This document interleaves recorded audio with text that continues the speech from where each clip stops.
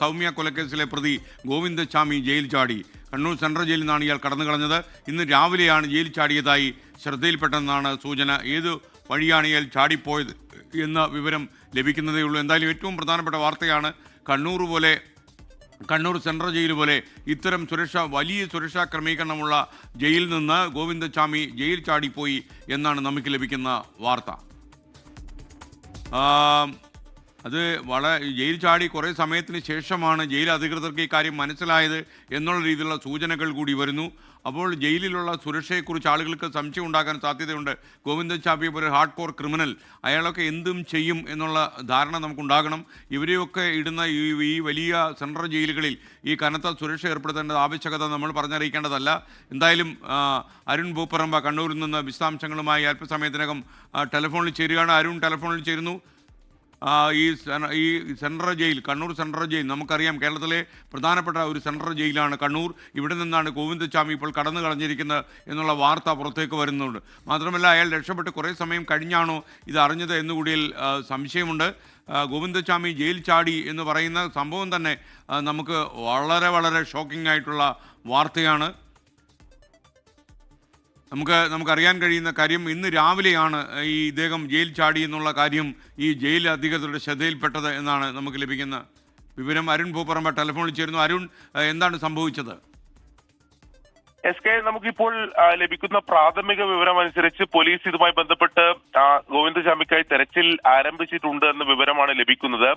ഈ രാവിലെ ഈ ജയിലിൽ എല്ലാ ദിവസവുമുള്ള റൊട്ടീൻ പരിശോധനയുണ്ട്. അതായത് ജയിലിൽ എല്ലാ ദിവസവും രാവിലെ എത്തി ജയിൽ ഉദ്യോഗസ്ഥർ ജയിലിലുള്ള അന്തേവാസികളെ അവരുടെ സെല്ലിലെത്തി പരിശോധിക്കും. അതിനിടെയാണ് ഗോവിന്ദസ്വാമിയുടെ സെല്ലിൽ എത്തിയപ്പോൾ ഗോവിന്ദസ്വാമി അവിടെ ഉണ്ടായിരുന്നില്ല എന്നതാണ് നമുക്ക് ഇപ്പോൾ ലഭിക്കുന്ന വിവരം. അങ്ങനെയാണ് ഈ ജയിൽ ചാടി എന്ന സംശയത്തിലേക്ക് ഉദ്യോഗസ്ഥരെത്തിയത്. അതീവ സുരക്ഷാ സെല്ലിലുള്ള ഗോവിന്ദസ്വാമി എങ്ങനെ ജയിൽ ചാടി എന്നതിനെ സംബന്ധിച്ച് ഇപ്പോൾ പോലീസും ജയിൽ അധികൃതരും ഇത് സംബന്ധിച്ചിട്ടുള്ള വിവരങ്ങൾ കൈമാറുന്നില്ല. അവർ തിരച്ചിൽ നടത്തുന്നുണ്ട് എന്നതിന് തന്നെയാണ് നമ്മൾ മനസ്സിലാക്കുന്നത്.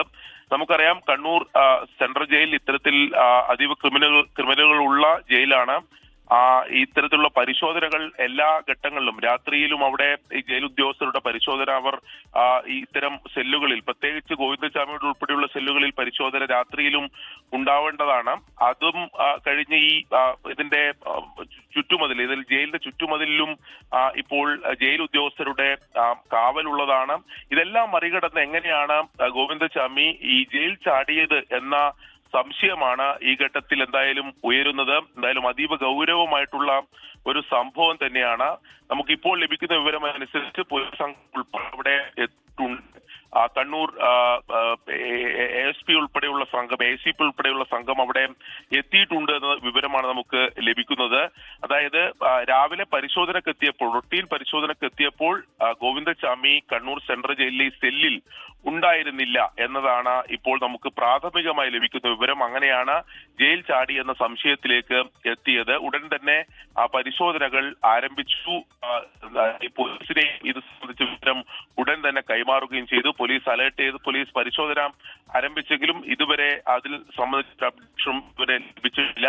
എന്തായാലും ഈ സുരക്ഷാ സംവിധാനങ്ങളെയൊക്കെ മറികടന്ന് ഇത്ര പ്രമാദമായ ഒരു കേസിലെ ഇത്ര അതീവ സുരക്ഷയോടെ ഈ സെല്ലിൽ കഴിയുന്ന ഗോവിന്ദസ്വാമി എങ്ങനെ ജയിൽ ചാടി എന്ന സംശയമാണ് പൊതുവെ ഇപ്പോൾ ഉയർന്നു വരുന്നത്. ഞാൻ ആദ്യം സൂചിപ്പിച്ചതുപോലെ ഈ അടച്ചിട്ട സെല്ലാണ്. ആ സെല്ലിന്റെ പുറത്ത് രാത്രിയും കാവലുള്ളതാണ്.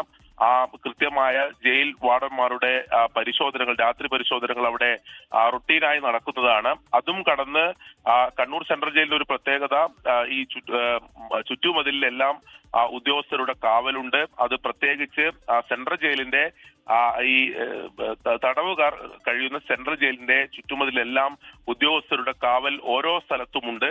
അപ്പോൾ ഇതൊക്കെ മറികടന്ന് എങ്ങനെയാണ് ഈ സെൻട്രൽ ജയിൽ ചാടിയത്, ഈ ഗോവിന്ദസ്വാമി ജയിൽ ചാടിയത് എന്ന സംബന്ധിച്ചിട്ടുള്ള വലിയ സംശയവും വലിയ പരിശോധനകളുമാണ് ഇപ്പോൾ എന്തായാലും ഉയർന്നു വരുന്നത്. പോലീസും ജയിൽ ജീവനക്കാരും ഇപ്പോൾ ഇതുമായി ബന്ധപ്പെട്ട പരിശോധനകളും തെരച്ചിലും ആരംഭിച്ചിട്ടുണ്ട് എന്ന് തന്നെയാണ് നമുക്ക് പ്രാഥമികമായി ലഭിക്കുന്നത്.